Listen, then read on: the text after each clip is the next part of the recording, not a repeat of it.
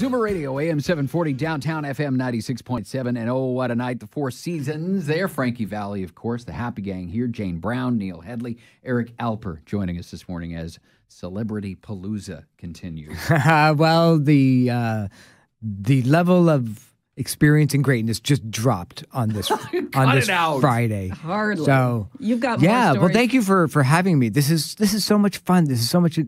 When I was a kid, when I was 8 years old, I saw this movie called American Hot Wax, and it was about the story of Alan Freed, the rock and roll DJ from Cleveland. And there was one scene where the president of the Buddy Holly fan club, he was like a 9-year-old or a 10-year-old or 11-year-old, goes and sees Alan Freed to talk about the day the music died, the day that Buddy Holly died in the plane crash. And I was 8 years old when I saw this movie, and I was so enamored. I loved that was the first time I saw a radio station from the outside looking in, and I thought that's what I want to do one day. And then I realized that I have no talent whatsoever to do that.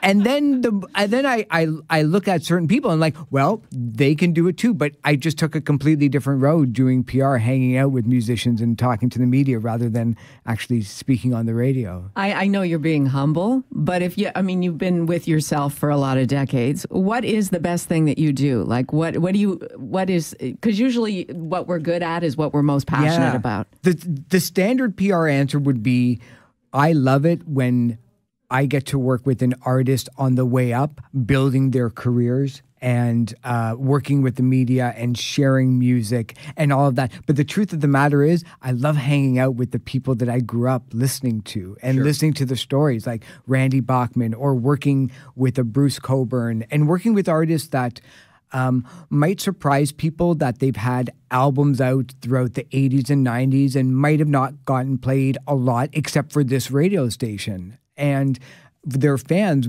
might not know that they have a new album out or something like that. And I love bringing that to the forefront, because there are just some artists where you still take for granted, I think, in this world. And part of my job is to help make people realize that Canada is filled with legendary artists galore, and that's the best part of it. It's just being able to hear the stories from somebody like a Tommy James, or hear the stories from Ringo Starr or Bruce Cockburn about what it was like in the 80s when I was a kid watching them. What was that like, and all that stuff. So I love that.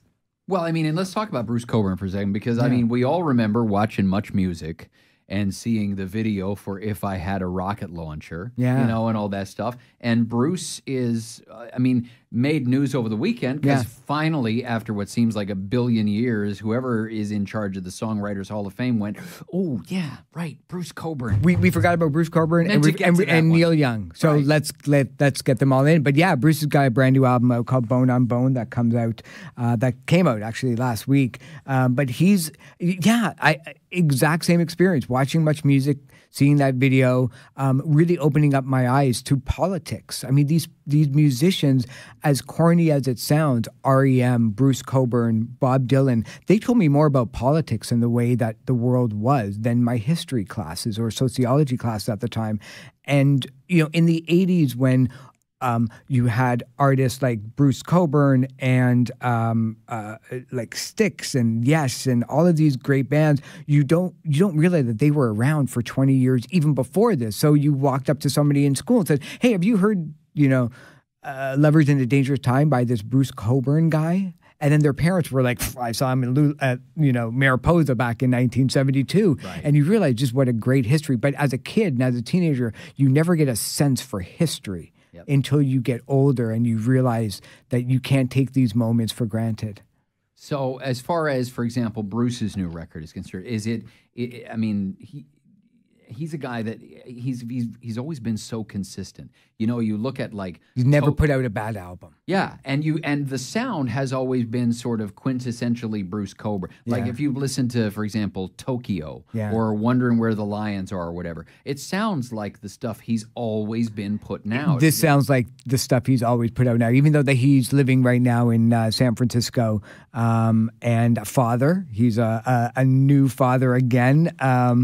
it still sounds like Bruce. He still touches on the topics that inspire him, whether it's politics or a little bit of religion or a little bit of the relationship between man and woman. It's all there. And his tour schedule would put most of my band's tour schedules to shame. He's still going out for 80, 90 dates from now until the end of February and March, and in the next week we're going to be announcing a Toronto show. So it's going to be great. And that's a really interesting perspective too on the Zoomer artist and performing and sounding like themselves. And yet, how do they reinvent what they're doing as they age so that they don't become predictable? Yeah, because it's very easy to just go out and do a greatest hits tour and be a jukebox to playing the songs that they want to play. And some artists want to challenge that a little bit. Certainly Neil Young, you never know what you're going to get with Neil Young. You kind of know what you're going to get with Bruce Cockburn, but know that he's going to play 3 or 4 songs from the new album because that's what inspires him. That's what makes him go out on the road. It's not necessarily, he will play all the hits, but he needs to get that music out there because something in his brain is always being creative. That's the voice of Eric Alper, arguably the greatest music publicist in the history of the music industry. I would agree with that. Yes, you see, in a release, he absolutely would. But I want to hear quick before we go to the break. One other name I want to throw at you because this caught my attention: Sass Jordan.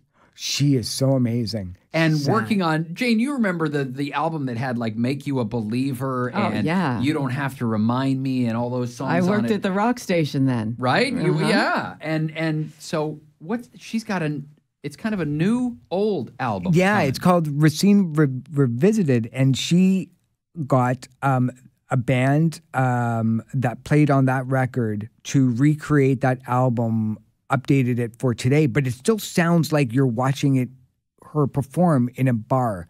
It's just a little bit more of an updated sound because it's the 25th anniversary of that record. So for let me get this straight. So for the 25th anniversary first of all, let's just think album, about that for a second. For 25 years ago, like because we were all still kind of working in the rock world, and that just blows me away sometimes. And so she took an album that came out 25 years ago and song for song redid the entire album all over again.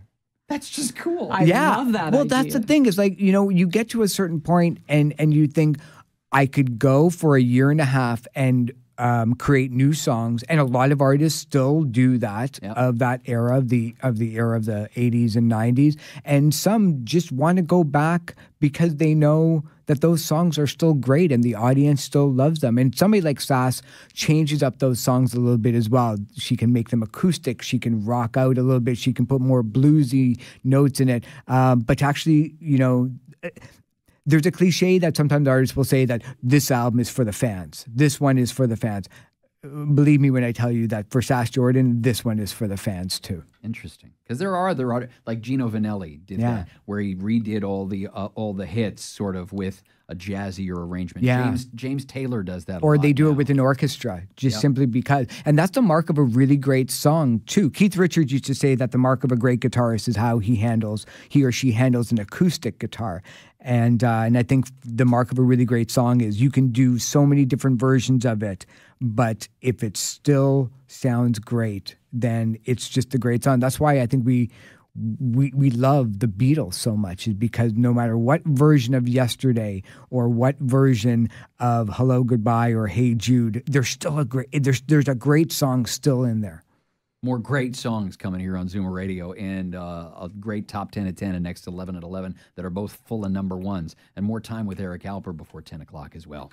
I'm Michelle Gould of Magic Windows. Recently, one of our customers sent us their heating bill. Year over year, it